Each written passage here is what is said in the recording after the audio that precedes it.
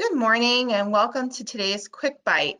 My name is Madeline Holzer. I'm the Education Events Specialist here at Zahn, and I'm happy to present to you today the Transitions to Efficiency with Premium Zirconia Quick Bite by Daniel Alter. Daniel is Professor of Restorative Dentistry at City University of New York, and he's also the Executive Editor of IDT Magazine. Would like to welcome you back, Daniel. Thank you so much, Madeline, and thank you everyone for joining us today for this quick bite. And I hope this time finds you well, healthy, and in great spirits. Thank you so much again for joining us for this exciting quick bite, where we'll talk about transitions, which is a new evolution of zirconia, as far as I'm concerned. And we'll speak to what does that mean, and how does that relate and to your laboratory, and how can you find those efficiencies with this type of evolved premium zirconia. So first things first, the new transitions with the Zirlux Transitions is a pre-shaded multi with smart incisal. What does that mean? It means that it's a zirconia that is incredibly versatile. It's manufactured in a different way than any other zirconias that are currently on the market. It's also manufactured here in the US. So the way it's manufactured, it utilizes a hydrocolloid processing, which it makes it which allows the transitions to be. So, you know, in typical fashion with zirconia is that it's in a powder bed, and then it's pressed with every multi-layer. And that's why oftentimes when you have multi-layers, you get to see the different delineations between the layers. With transitions, it's very much different because it has a hydrocolloid processing so that it transitions throughout, where the chroma is towards the bottom end of the puck, where as it raises up towards it, and this is all done in the manufacturing end, it utilizes also what's considered a smart incisal. It's a proprietary that allows for a lower value, a little bit of a bluish added to it. But it really provides a chroma from the cervical all the way up to the incisal, and the translucency is really significantly incredible. And I'll show you some samples of that in a few minutes. But what the benefits of this, and as far as the efficiency, is not only the aesthetics of it, but also it allows you to streamline your zirconias. So what does that mean? You no longer, by deploying this type of zirconia, which is the Zirlux Transitions, you no longer need to have multiple lines of zirconia for anteriors, for posteriors, for substructures, for frames, and so on and so forth. You can utilize this zirconia for as aesthetic, which some have compared it to the aesthetics of the lithium disilicate aesthetics and the all ceramics. It provides that level of aesthetics, but yet the strength, as you can see here, that is anywhere from 1100 to 1200 megapascals. Obviously, on the lower end, where it's the richer in chroma, there's stronger with the 1200, but as it gravitates towards the incisal, you're diminished to 1100. But that's still significantly stronger than any kind of other zirconia on the market or for anterior work. The benefits are incredible. So you can utilize this zirconia for either anterior translucency, which provides a superior translucent multi-layer, and I'll show you some samples of that, but it also provides for the ease and comfortability and usability for posterior, and you can even do ideal for a 14-unit bridge and everything in between. So if you're doing a lot of restorative work with an all-on-X, which is a full arch, or if you're doing multiple roundhouse, 14 teeth that are all connected, you can certainly utilize this zirconia all the way to a single central to really provide you with the high level of aesthetics, but combined with the strength. And it is made in the US. So as I shared with you, this is a comparison of where the strengths are and what are some of the competing or the competitor type of materials that are out there that you might be utilizing in your laboratory. So obviously, as we know, which is a staple with IPS Emax, it is at about 420 megapascal, as well as the Katana, the Bruxer, and you can see that it goes up, including the cubics, but none of them are as aesthetic and translucent compared to the strength of the 1100 to 1200 megapascal of the Zirlux Transitions. What that provides you is, again, the ability of utilizing a single line. So If you're purchasing, multiple pucks right now, there's a way of streamlining it, which then actually translates down to your revenue and your bottom line. You can utilize it again to have the aesthetics and the translucency of what we know with lithium disilicate that is very limiting to perhaps up to a 3-unit bridge and mostly in single individuals crowns, where here you can do an individual central with high aesthetic and translucency, and I'll show you in a little bit what that means, including with a monolithic, a full contour, you can even gain the halo effect in the translucency of the incisal. But having this type of benefits allows your laboratory to streamline so that you have one line of zirconia that you can use for different indications. Again, whether it's an anterior single, whether it's a posterior, a premolar, or a large span bridge, you're in full control and you have the premium of evolution of the new zirconia line. Now, one of the things, being that it is a 4Y pre-sintered yttria stable zirconia, that with the smart technology, as well as the new manufacturing ways, which is the hybrid colloid processing, it requires the sintering becomes incredibly critical to make sure that you get the best results. One of the things that Zahn and Zirlux has provided are these calibration rings, and it's something that I encourage every single one to, at the very least, calibrate their furnaces, not only for the first time before trying the transitions, but certainly as a regular practice, because sintering really affects not only the translucency, but also affects the chroma.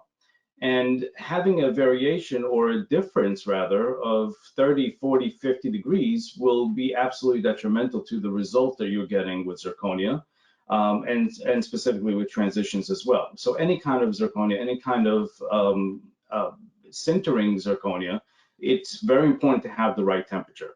So these are now available, which are zirconias that are rings that you can include into your sintering cycle.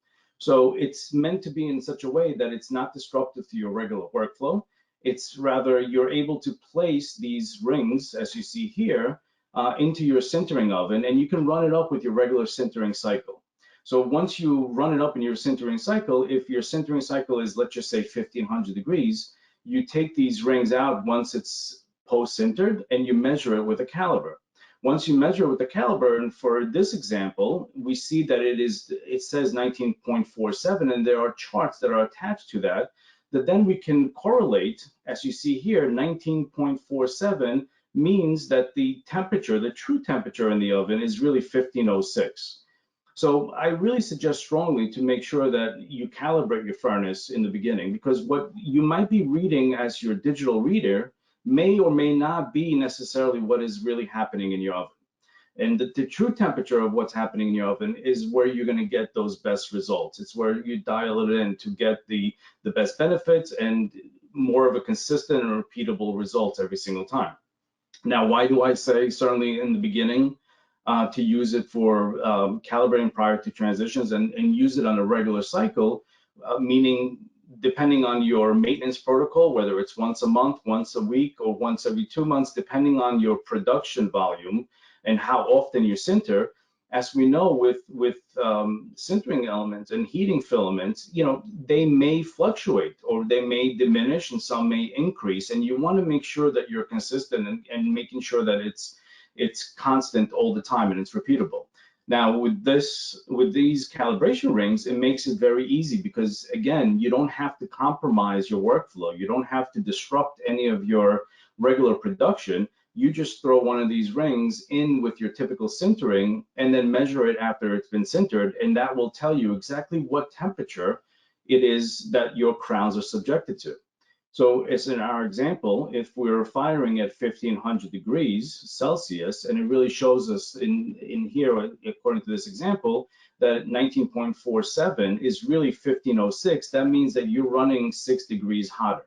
So when you're looking at your sintering protocols, you want to drop down the high temperature by 6 degrees to realign with what is the right protocol and what is the proper temperature that you need in order to gain the best results for your restorations. Now, transitions has actually 4 sintering cycles. There's the more common one, or the most laboratories use. And again, there isn't one sintering protocol that is better than another. It's really up to you and what your model or your workflow is. Some laboratories like to mill throughout the day and then sinter at night. So this is a perfect type of sintering cycle where you can sinter, and it's a 9-hour cycle at 1480. So it's a dual stage, and what you want to really use this for is bridges that are over 3 units or a larger mass. There is also a similar cycle in the instruction for use that is an 11-hour cycle. And again, the temperatures are the same, but now the heat ramp is a little slower and the cooling is a little slower. And those I usually suggest and recommend for the large hybrid or all-on-X type of zirconias that have a significant mass to them. You want to ensure that, and this goes for any kind of zirconia, you want to make sure that the heat temperature is slow, and also significantly the cooling temperature is slow as well. It just puts less fatigue on the material as it's sintering, as it's cooling and shrinking, and so on and so forth. But the 9 hours is certainly for anything that is, from a 14-unit bridge to a 3-unit bridge to multiple singles, you can really add a significant amount within that time. Some laboratories also like the 7-hour cycle. Now, again, the temperature is the same at 1480. However, it speeds up a little bit of the cooling and a little bit of the ramp up, or rather the cooling. The ramp up is much the same. The temperature is much of the same, the high temperature and the whole time, but then the cooling becomes a little bit quicker. There is also a speed, single stage speed cycle for this. Now, the transitions, you can do this, but I certainly, myself and the company doesn't suggest only doing it for single crowns. Now, you can do 30, and again, it really relates to the mass of how much zirconia is in there. But I wouldn't suggest doing it for any bridges. But if you're doing a significant amount of single crowns, up to 30 per batch, and within a 4 hour and 15 minutes, theoretically, some laboratories can sinter 3 or 4 times in a 24-hour period, and therefore providing them a production of 90 to 120 single restorations within that one sintering oven. So the opportunity is there to really become productive and efficient. And again, there's not one way that's better than the other. It's really up to your workflow, your timeline, and your model of what it does, or what you can provide for your dental clients.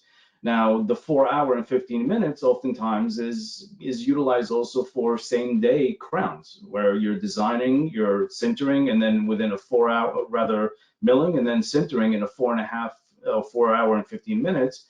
And theoretically, if a case comes in within 6 hours in order to be done and glazed or polished, 6 hours is a reasonable time that you can then turn around up to 30 units in a single time. So some laboratories use this for their speed sintering or fast turnaround times. Some use it for production, where they use multiple 4 hour and 15 minute sintering. Others, like I said, depending on volume, use the 7, but the most popular one is certainly the 9 hour one. What I want you to notice is, though, on the speed one, or the 4 hour and 15 minute sintering cycle, the temperature is a little different. It's 1500 rather than 1480, and that's just a consequence of we want to be able to reach that proper temperature, and that's where the calibration really comes in and is very important to be able to achieve those consistent results every single time. And it all relates to the chroma and the translucency, which come hand in hand. Now, testing the Zirlux, I had the opportunity, again, the Zirlux Transitions, to be a part of the beta testing and really test this material.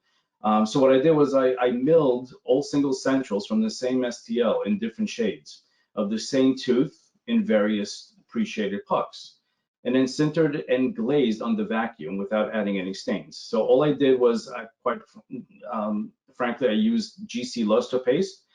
It has to be with under vacuum, because there seems to be with this zirconia that when it comes out of the sintering oven, it has the right chroma and the right translucency, but it changes a little bit. It becomes more vital or more alive when you glaze it under vacuum. And specifically, don't forget to glaze it under vacuum, because that's a component that for the chemistry of the zirconia really brings out the vitality. The chroma is just a little richer. The translucency becomes that much more translucent and more evident. But the results are the shade and the chroma gradient and the translucency were absolutely remarkable. And what I did was I tested straight out of the sintering oven, no stains, no glaze, no nothing. And I used, the most common shades that you can see here. So as you can see from A1, you have similar chroma, but notice the enamel, or rather the translucency here. You can even see that there is the halo that I was talking about. Now, this is not a layered crown. This is a straight out of the mill, sintered and just glazed with GC luster paste with vacuum, and you can see that halo just emerge, come out of. I don't know of any other zirconia that is able to achieve that kind of translucency and that kind of results. Then we moved up to an A2, and there it is, the halo again, and you can see in the incisal third the very nice translucency, to the point that even the texture really comes through, and you can see with the mammalian grooves that it really looks as though the mamelons, and again, it's layered. And as we know, the darker the shade, the more the chroma, and look at the chroma. And this, again, I have to emphasize that all these crowns are from the same STL file, and none were used with any stains. So I'm one that does like to add stains, and that's more of a characterization, but it's not necessary. As you can see here with A35, the chroma is there. You have the richness of the enamel and the appropriate of the enamel, and there it is again, the halo. Even with B1 shades that are very difficult because they're so high in value, you can still nonetheless see the bluish grayish incisal technology that Transitions has. And there's that halo in a B1. And keep in mind, this is a full contour monochromatic, it's multi-layered, but Transitions zirconia. As again, C3, some of the more difficult of the zirconias. C3s tend to be very challenging with other zirconia lines because the C, again, the challenge is always where there's the higher value in many of the competitor zirconias. So the C shades just who intrinsically have a lower value, meaning they're on the grayer side or on the gray scale. So zirconia in and of itself tends to be very bright or very high in value.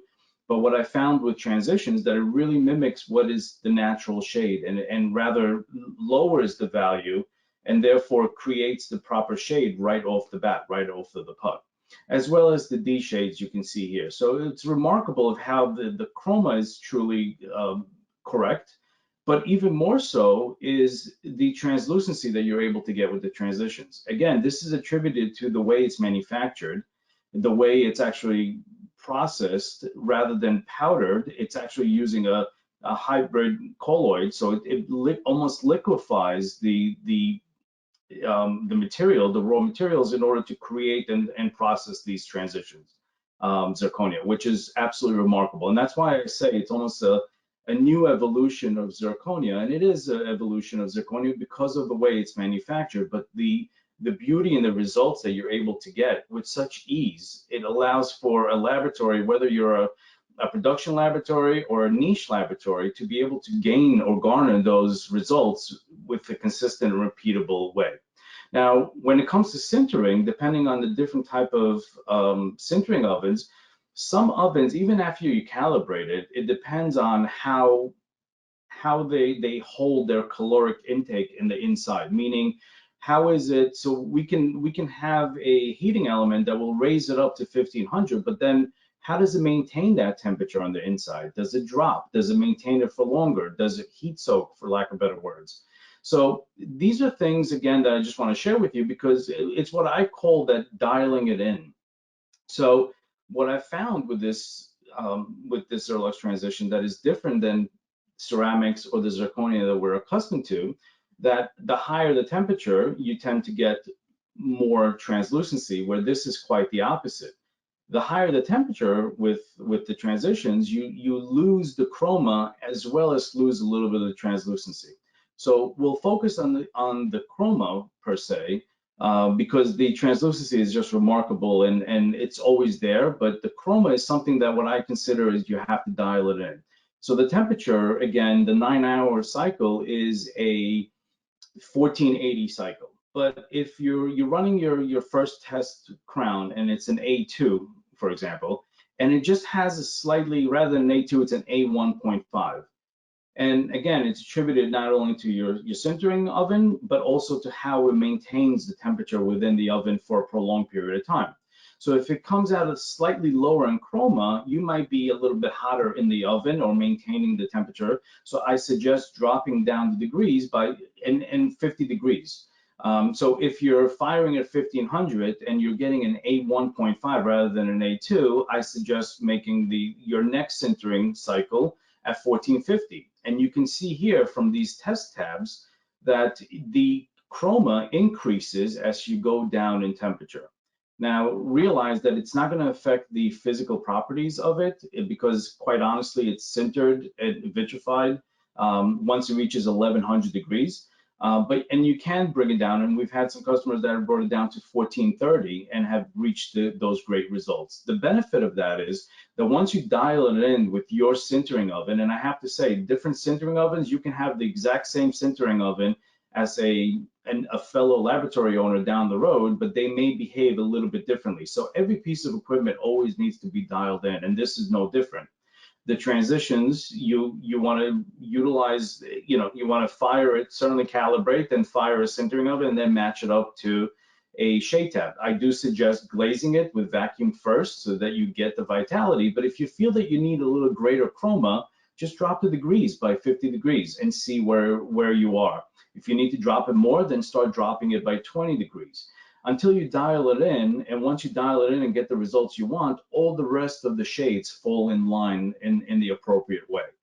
So it's not something that you have to do every single time. But with that said, knowing this information and knowing the way it's processed or manufactured, you can have significantly more control over your large cases, and especially all on X type of cases where you may want an A2, but you want to warm it up a little bit to an A2.5 for argument's sake. Without using any external stains, you can drop the degrees by 30 degrees, 40 degrees to get it to the higher or richer chroma that you're trying to attain. As a production level, I wouldn't fluctuate with the temperatures unless you're doing it for an individual case that you're doing it with the meaningfulness. But for production purposes, if that's the laboratory and you want the model that you have, just dial it in for the first time to get the shade that you're looking for. You may get it right off the bat, and your oven may be firing exactly where it needs to be. But some people need to dial it in, and that's okay. Once you dial it in, it fixes it for the rest of the shades, the rest of the restorations, and you won't have to dial it in any further. But your first round, you just want to really check to make sure that it achieves the proper or the appropriate shade that you're looking for. Again, the information on for uses, it's very similar to what you have with other zirconia competitors, but it allows, everything is written out, and the instructions for use are really, really comprehensive and provide you with a lot of information. Now, it comes in all 16 classic Vita shades, as well as an OM2 bleach shade. And again, what you get with the translucency, even in an OM2 bleach shade, to get it down to a halo is absolutely outstanding and remarkable. It allows the transitions coloring in a consistent and repeatable way so that you can achieve the shade tab in other materials on the market. It is available in 98 millimeter diameter. Currently, it's available in a 14 millimeter, 18 millimeter, and a 22 millimeter in all those 17 shades. There are more thicknesses that are coming, but currently these are in stock and are available for use. Now, it is proudly made in the US, and you can see the results are significantly stunning. But this is another level that you can provide your clinician. It's an assurance of sort, where it's the Identceram certificate. And these are only provided for another layer of standards for the high level of material to be utilized in the oral environment, obviously. So giving that to your clinician, which the clinician then shares with the patient, there's a higher level of assurance that the materials is of the highest standards in order to meet those Identceram certificate, which is held at a higher caliber. This is attributed to not only the quality, but the fact that it's also made in the US and it's standardized with the FDA, obviously, and other parties to make sure that it is, in fact, the best quality of product. So it stands behind not only for your laboratory to grow with it, but it does have the translucency like no other. Quite frankly, it's really, when developing the shade and formulation, the R&D really focused on getting the most impactful shades. And as far as I'm concerned, they really hit the bullseye, which is remarkable. I mean, the shades, what I've seen, the translucency that I've seen is really great. And the key is to calibrate your sintering oven once you mill, to be able to dial in. And again, most people get it right off the bat because their sintering oven is, operating in the best capacity. But if not to worry, you can still dial it in. Once you dial it in, and it could be a difference of about 6, 10, 20 degrees, or even as much as 50, depending on the oven. But then you can rest assured that the rest of the shades and will fit or fall in line with getting the best results. So with that said, I do encourage every single one of you here on the webinar to really just give it a try. I was completely floored by how easy the results were to attain, the aesthetic results, and I'm sure you will be too. And the nice thing with the efficiency and the return on investment is that you can eliminate other lines of zirconia and use one for all indications. So again, as I showed you, the full contour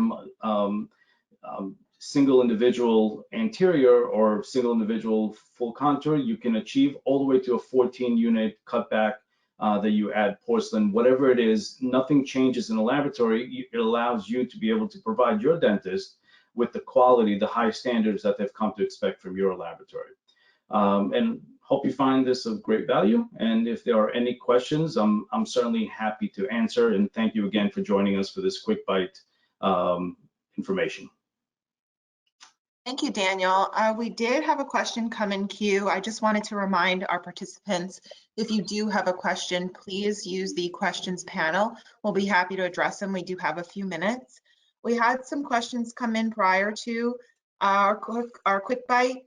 One question was regarding pre-sintering customizing with coloring liquids. Daniel, could you touch on that? Yes, absolutely. So when it comes to that, I mean, the challenges with that is that the formulation of the zirconia has been so vetted in a way that the chroma infiltration as it gradates or transitions all the way to the incisal is really, not only meaningfully impactful thought of to achieve those results, that it's, the customization may create an effect that is undesirable or is not what you're looking for. So as a general rule of thumb, it is not suggested by the manufacturer, and I don't suggest it as well. If you want characterization, what I would suggest is not using pre-sinter stains, but rather using external stains just to enhance the characterization. Now, again, quite candidly, I may stain a little bit of the interproximals just to make that slight higher chroma in those areas, which are typical, but again, most laboratories don't do that and don't need to do that because the shade comes through right off of the sintering once you absolutely just make sure you glaze with vacuum. But if you need to, I would suggest just adding very slight stains externally rather than pre-sintering, because it's formulated for success, and changing that may give you adverse, results that you're not anticipating and would be unhappy with. So I don't suggest adding any pre-sinter stains to this transitions, but certainly if you need to characterize, you can post-sintering. Thank you. We did have another question. When will it be available in Canada? We are working on that, hopefully soon, so stay tuned, and we will get it there as soon as possible. We had another question come in through our questions panel, a little bit more involved. I'll paraphrase. It's from Samuel.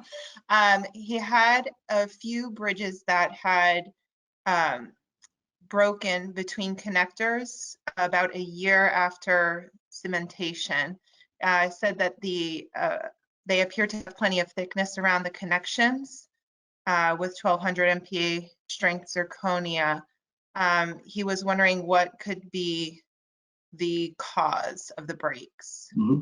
So that's actually, unfortunately, a lot more common than we realize, and especially with zirconia. It tends to be the post-sintering abrasion, or if you know, a dental laboratory grinds on zirconia after it's been sintered, specifically in interproximals, where a disc goes in, whether it's in the laboratory or in a dental office where they're trying to create, you know, sharper embrasures. Oftentimes, you know, that propagates a crack that unfortunately isn't seen until it's in the mouth and it's on the mastication forces. So what I suggest is, if to enhance any of those type of embrasures and create those sharp embrasures, to certainly do them prior to sintering, and also do them in the laboratory very lightly. And in fact, I actually use tools to score rather than use rotary instruments in those areas, and just scoring it, because the consistency of the zirconia is very much chalk-like in its green state or pre-sinter state. So I do any of my characterizations, any of my imbrications lines, sharpening the embrasures, the you know, in those interproximal areas, pre-sintering, and with very little force, and certainly not using any kind of rotary instrument. Once it's sintered, you really don't want to grind on it, because again, it takes a form where it could propagate a crack, and then unfortunately you won't recognize it or realize it until it's in the patient's mouth, and then the patient may bite down on something a month from now, and that crack just reveals itself and opens up completely. So it's an unfortunate consequence, but it's something that could be avoided, just realizing that grinding on zirconia, specifically in the connectors post-sintering, is detrimental, and it can cause failures down the road. Thank you so much. Hopefully that has answered all the questions that we have today. If you do have any questions following this quick bite, please don't hesitate to reach out to a Zahn representative and we'll get you the answers that you need. I'd like to thank you so much, Daniel, for your time today and expertise. And thank you all for attending. Everyone have a wonderful day. Great. Thank you all.